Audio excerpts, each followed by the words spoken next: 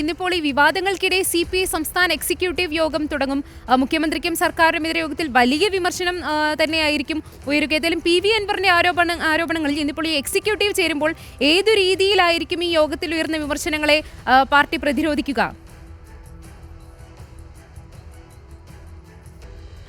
Party പ്രതിരോധിക്കേണ്ട ആവശ്യമില്ല. കാരണം CPI ഈ വിഷയത്തിൽ CPIക്ക് കൃത്യമായ നിലപാടുണ്ട്.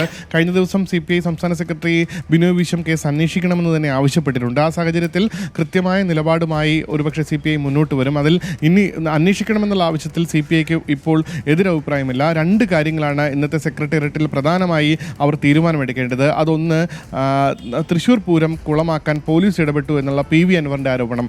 അത് PV അൻവറിൻ്റെ ആരോപണം മാത്രമല്ല, അതിനു മുൻപ് തൃശ്ശൂരിലെ CPI സ്ഥാനാർത്ഥിയായിരുന്ന VS സുനിൽകുമാറിനും സമാനമായ ആരോപണമുണ്ട്. അതിനുശേഷം ഇന്നലെ റിപ്പോർട്ടർ TVയിലൂടെ തന്നെ ബിനോയ് വിശ്വവും അക്കാര്യം പറഞ്ഞു. അത് സ്വാഭാവിക നടപടിയല്ല. അതുകൊണ്ട് തന്നെ അക്കാര്യത്തിൽ ഒരു അന്വേഷണം വേണമോ അല്ലെങ്കിൽ അന്വേഷണം പ്രത്യേകം ആവശ്യപ്പെടണമോ തുടങ്ങിയ കാര്യങ്ങൾ ഇന്നത്തെ CPI സംസ്ഥാന എക്സിക്യൂട്ടീവിൽ ചർച്ച ചെയ്യും. അതുകൂടാതെ രണ്ടാമത്തെ കാര്യം, MR അജിത് കുമാറിനെ അതേ സ്ഥാനത്ത് ക്രമസമാധാന ചുമതലയുള്ള ADGP എന്നുള്ള പൊസിഷനിൽ നിർത്തിക്കൊണ്ട് അന്വേഷണം നടത്തുന്നത് എത്രത്തോളം അനുയോജ്യമാണ്, അല്ലെങ്കിൽ അത് എന്ത് സന്ദേശമാണ് നൽകുന്നത് എന്നുള്ളൊരു ചോദ്യമാണ്. ആ കാര്യത്തിലും ഇന്ന് CPI സംസ്ഥാന എക്സിക്യൂട്ടീവിൽ ചർച്ച നടക്കും. അതുകൂടാതെ പോലീസ് നയവുമായി ബന്ധപ്പെട്ട് നേരത്തെ തന്നെ CPIക്ക് ചില വിമർശനങ്ങളുണ്ട്. പ്രത്യേകിച്ച് വിവിധ വിഷയങ്ങളിൽ CPIയുടെ നിലപാട് പോലീസ് നയത്തിന് എതിരാണ്, അല്ലെങ്കിൽ പോലീസ് രീതികൾക്കെതിരാണ്.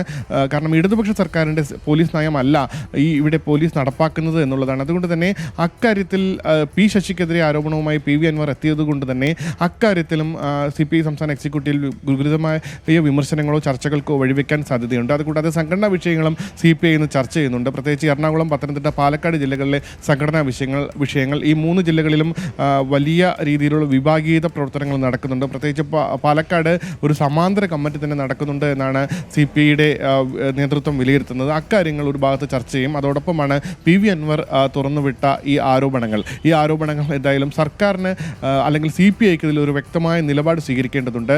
പ്രത്യേകിച്ച് ഈ MR അജിത് കുമാർ വിഷയം, ഒപ്പം തൃശ്ശൂർ പൂര വിഷയം, അതുകൂടാതെ പോലീസ് നയം, അതിൽ ഈ രണ്ട് വിഷയങ്ങളും MR അജിത് കുമാറാണ് പ്രതിക്കൂട്ടിൽ വരുന്നത്.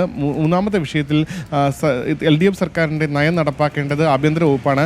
ആഭ്യന്തര വകുപ്പ് മുഖ്യമന്ത്രിയുടെ ഓഫീസിന് കീഴിൽ അത് നടപ്പാക്കുന്നത്, അല്ലെങ്കിൽ ആഭ്യന്തര വകുപ്പിന് വേണ്ട നിർദ്ദേശങ്ങൾ നൽകുന്ന ആൾ P ശശിയാണ്.